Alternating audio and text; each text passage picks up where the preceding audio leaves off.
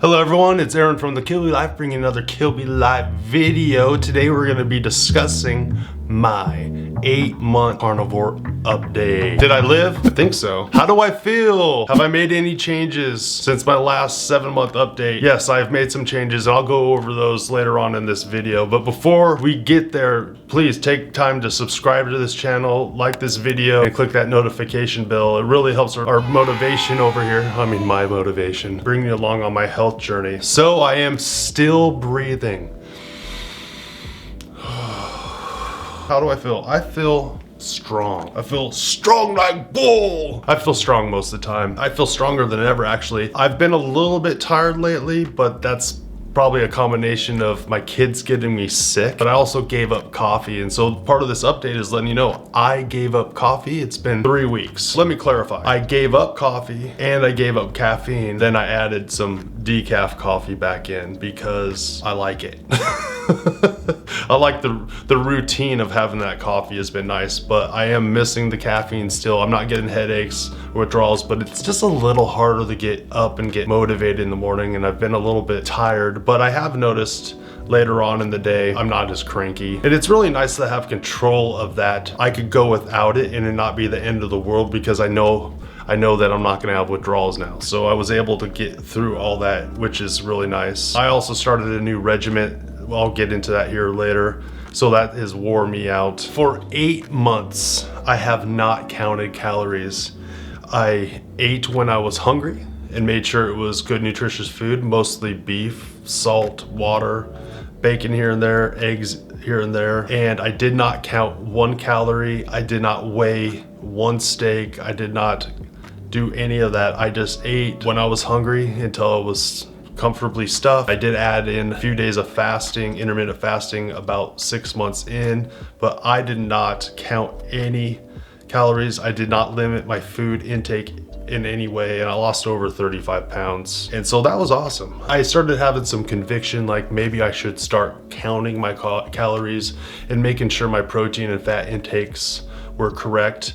I got a lot of comments, up your fat, up your fat, up your fat, you need more fat. I'm like, how much fat can I eat? And then when I got my labs, I got a slight uptick in my A1C, and a lot of people said that's probably from eating too much protein. I was talking to a health coach, Bronson Dent, and we were kind of going over what would be something that'd be good for me, like a good regimen for me to eat and to kind of control. And honestly, I don't want to be out of control, meaning I don't want to cross every T and dot every I, but I want to get what I'm eating at least pretty close to where it needs to be. So also part of my update is my blood pressure. I've been worried about my blood pressure, and every time I go to the doctor, it's high because I got white coat syndrome. But one of the comments I got from someone is, hey, are they doing it correctly? And I'm like, what do you mean they're doing it correctly? Your arm's supposed to be at heart level. And I'm like, no, they always have me do it by the side. So I started taking my blood pressure at home up to the side. I'm like, 117/82.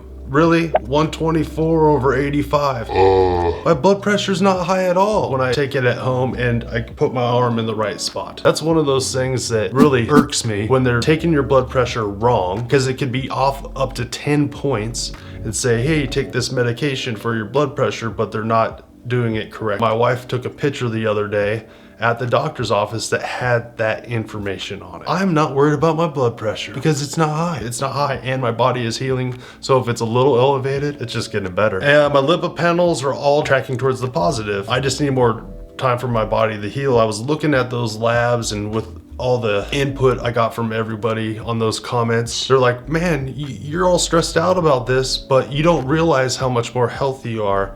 Your triglyceride HDL ratio went from like a 9.8 to a 2.4. I'm like, you're right, that's amazing. Everything's tracking in the right way. The only thing that is elevated is my LDL, which means nothing. It's nothing. It's actually calculated. It even says calculated on there. They don't even know if it's damaged ones or not. My guess is they're not damaged because I'm not eating sugars and I'm not eating carbs, so it's not damaging those lipoproteins. My body is probably using the LDL to heal. I'm not worried about it anymore. I sent my doctor a letter about it, see what he says.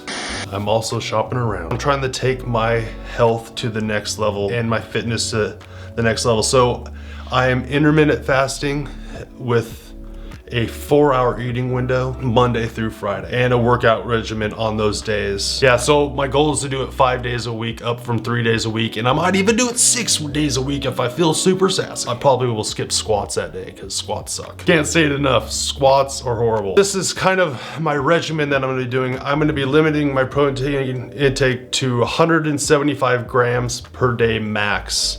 So my health coach, Bronson, gave me that number. I heard Bart K say 1 gram of protein per centimeter of height. So that's like 190 something for me. He said that's probably a little bit much. So we're starting at 175 grams max per day of protein. But whatever amount of protein I eat in that day, I'm gonna eat the same number of grams of fat. So I wanna make sure it's a 1-to-1 ratio. And last week I did that and I think it might have been too much. And then today I ate hamburger instead of ribeye and I felt like it wasn't as much. So I'm gonna play around with those ratios, come up with some good meals for me to get close to that. And depending on what I'm eating, that's given me about a 70 to 80% of my calories from fat and about 20 to 30 from protein, which I was nice because people say 80-20. And so I'm in that range. Let's check out this calculator my wife made for me. All right, here we are. So if you look at this calculator I got here, food, I have 1, 2, 3, 4, just 6 things of food right here, just 6 different items. And I haven't even had the bacon or the salmon yet, but I just put those in there. So I'm kind of limiting those foods and I might add more to these as I work this out. And it has the protein per unit, the fat amount, the carbs, look, all 0 except for eggs, 0.6. And the caloric intake, which I'm really not worried about calories. I think as I eat this, that will just fall into place. And so up top here, let me zero out a bunch of these numbers. This is actually what I ate for dinner. So hopefully I can remember that. So up here, my goals, 175 grams of protein per day max, 175 of fat. This will show the calories. It says 10 carbs here, so my max amount of carbs in a day is 10, and I would usually get those through eggs. It's the only really carbs that I eat, and maybe some heavy cream, which I haven't put on there, but I haven't been drinking that much of it. And this is a fat to protein ratio. When you put in the numbers, it'll actually show you how much percentage of your calories are coming from each. So for lunch, I had 8 ounces of 80-20 ground beef. I had 4 eggs, and I had 4 tablespoons of butter. And so it shows me I had 109.8 protein left for the day, 61 grams of fat left. I had used 1,264 calories. I had some carbs left over. And I believe this is net carbs. I think it will automatically, if I have any carbs, it'll take it out of my fat. But I'm limiting it to 10. And so my ratio is 80-20. 80-20. And so I ate quite a bit more for dinner. I actually had a bunch of hamburger that I needed to use. So I had 17 ounces of ground beef, and half of that was grass-fed, by the way. I had 0 eggs, and I actually ate a whole stick of butter. I made a cup of decaf coffee and put a whole stick of butter in it. And so if you go up here to the top, it looks, see, I still had 24.8 grams of protein that I could eat today, but my fat went way over, which in my caloric intake, it looks pretty high, but I'm a big guy and I burned a lot of exercise today. I'm not worried about that. But that fat I went quite a bit over, and that's because that hamburger has a lot of fat in it. But the reality is when you cook hamburger, a lot of that fat comes out. So that's still pretty close. And if I'm gonna err on anything, I'm gonna err on the fact that I get more fat. And you see over here, it's 82% calories from fat and 18 from protein. And it's just kind of nice to have this cheat sheet, and we're working on it. We might be able to let people have it, you know, to mess around with it. Over here on the side, it's like 12 pounds of ribeye, 100 eggs, 10 sticks of butter. I'm like, That's how much food I can eat in like 10 days and be right on track. So it's a lot of food. I like limiting how many foods I am eating. It just kind of simplifies it.